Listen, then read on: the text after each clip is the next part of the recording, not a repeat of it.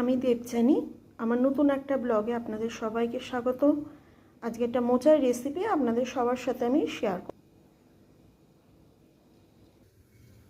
এখন আমি কড়াইতে দিয়ে দিচ্ছি সর্ষের তেল। তেলটা গরম হয়ে গেছে, এবার আমি এর মধ্যে ডুমো ডুমো করে কেটে রাখা আলুগুলো ছেড়ে দেবো।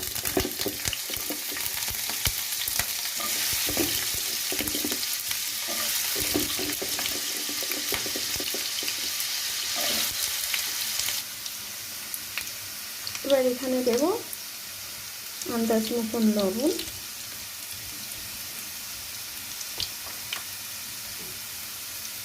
আর হলুদ।